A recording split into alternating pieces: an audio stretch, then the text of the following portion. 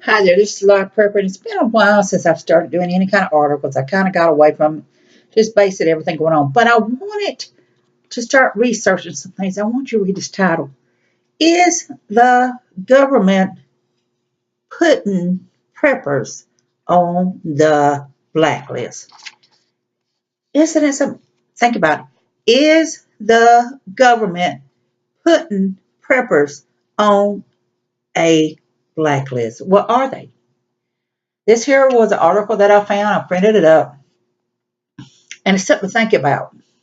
Now, this here is, it says, basically, there has been a lot of talk recently over several prepper websites about the possibility of the American government using digital data surveillance to put preppers on a government blacklist of some kind. With all the news recently about the NSA whistleblower Edward Snowden and more recent reports of government agencies demanding password files from the county's biggest internet providers, what was once of as a pure platonic is a legitimate concern. Legitimate concern. Legitimate concern. What it is. I just repeated it about 3 times because I want you to think about this. Think about this. Many preppers use the internet to communicate with other preppers either by email, online forum, and social media outlets like Facebook and Twitter.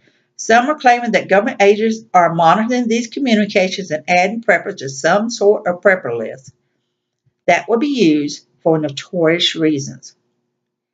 As the government continues to exert more control over all of our communication industries, this has many preppers asking if there is any legitimacy to these concerns. I think there is. I'm not saying everybody's on the blacklist. I think there is a level on what they consider. I think there is some they consider more of a threat. They are aware of them. I think some of them's more lower, but it doesn't mean any less. It doesn't mean that they're not on the blacklist.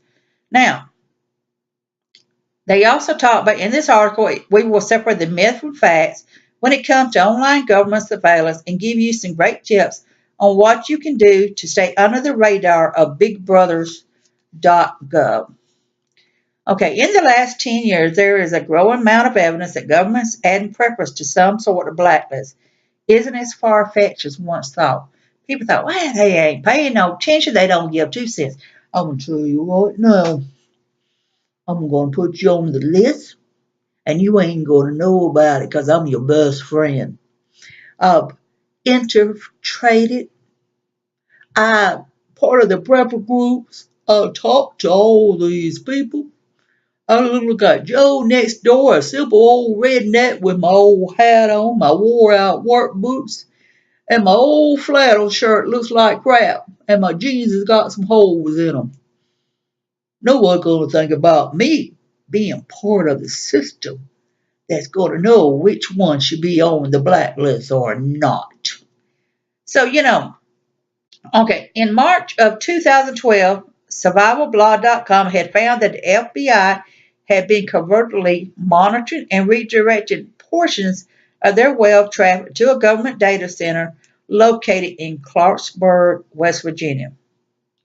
Now, it has been recently discovered that over the last 3 years, the IRS has been illegally targeting controversial nonprofit groups and denying nonprofit status subjects on January 25th, 2012.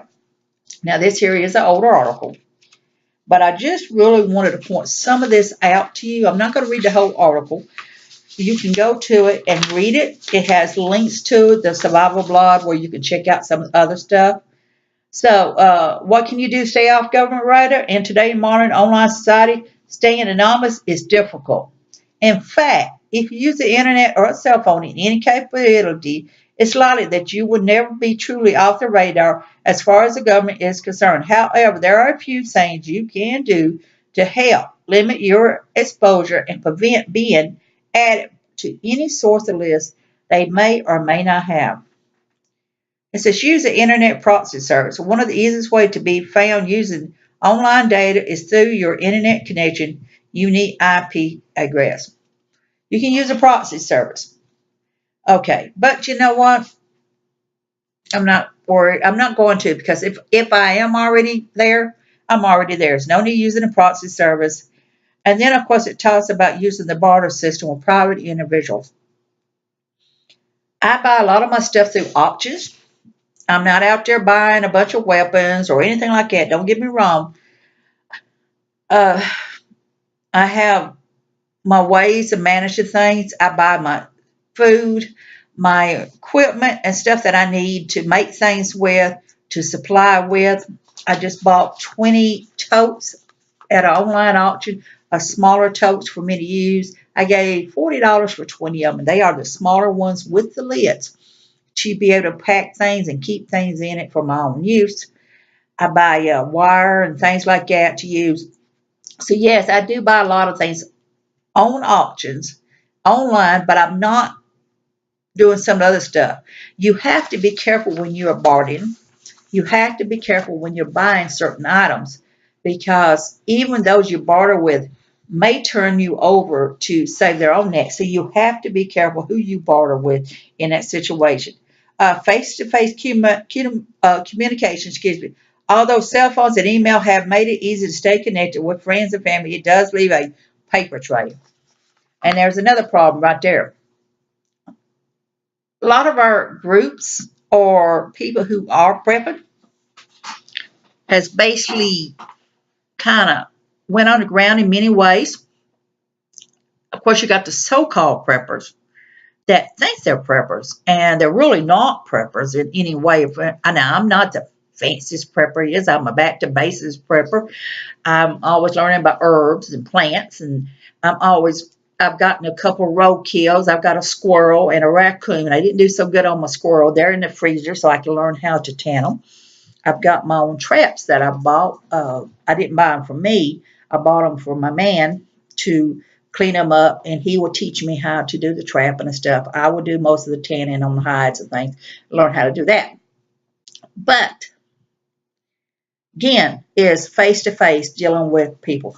You go to the prepper groups, the events or whatever, you meet people.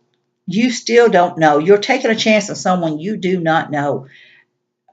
And that's something you have to take in consideration on who you know and who you're going to deal with. You can pick up a lot of things at flea markets and stuff. You can pick things up at auctions. You can pick things up at yard sales, dealing on a face-to-face situation. Again, you still have to be careful when you do all of this stuff. That's something you have to think about and be very careful with. And then it says pick and choose where you share online. There are hundreds of social media outlets and online forums dedicated to preparation lifestyle on the internet. They are a great resource for information and to reach out to like-minded people. However, they are also under scrutiny from government surveillance. Again, some of the groups, I tend to stay away from people who post about their latest gun. I tend to stay away from people who talk about how to make bombs and things like that. I don't want to be associating with, not saying that it's bad. I'm saying is that that's my choice. Any kind of research you do on how to make a homemade bomb, if you, a lot of them just like posting and boasting about it and all this stuff. I have no desire to make homemade bombs. I have no desire to go out and buy the latest gun. I have no desire in any of that. My lifestyle is a back to basics prepper. A hunting gun is something suitable for me. Maybe a hunting rifle is suitable for me and my needs. I have no interest in owning a stockade of them. I have no interest in being in a lot of this other stuff. I have no interest in it, and I really don't go out of my way to talk to a lot of these people who wants to boast about their latest gun or boast about how to do things like that, making things. There was a guy, the Doomsday Prepper, was showing him how he was making bombs. Really stupid. Went on TV, showed how to make it. It's right there, and they talked about it. Really stupid to show how he made it. So you know he's on the blacklist. You know he's on the radar. The list, goes on. And there is wiretap warrants and anonymous internets are gone, long gone. Now, the thing is, you can go in to a store and buy you surveillance cameras to put in your own house.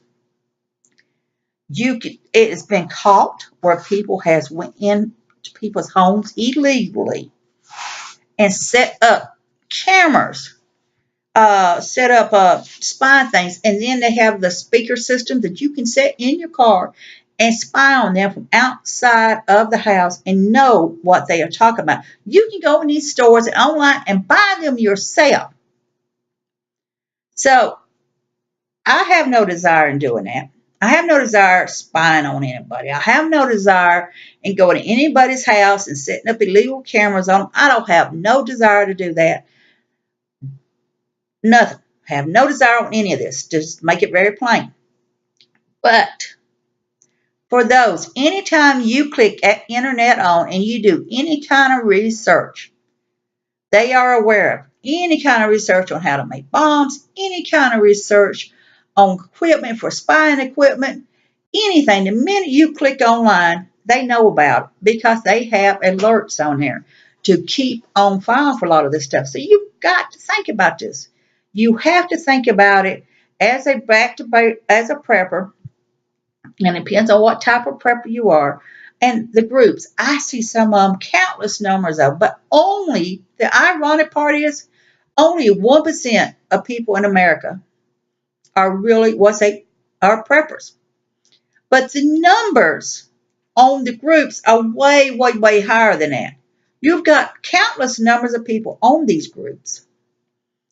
So you've got the 1% they say is out there, maybe 2% that are preppers or whatever. That's how low the number is. But if you take a look at all the groups, the online groups, the number is way, way, way higher than that. So it's something to think about.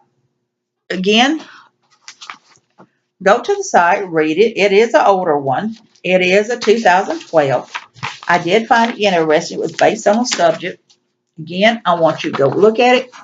This here is something you need to look at it. It is 2012. This is Live Prepper. I want you to be safe, be happy, bless you all, and be careful when you do things.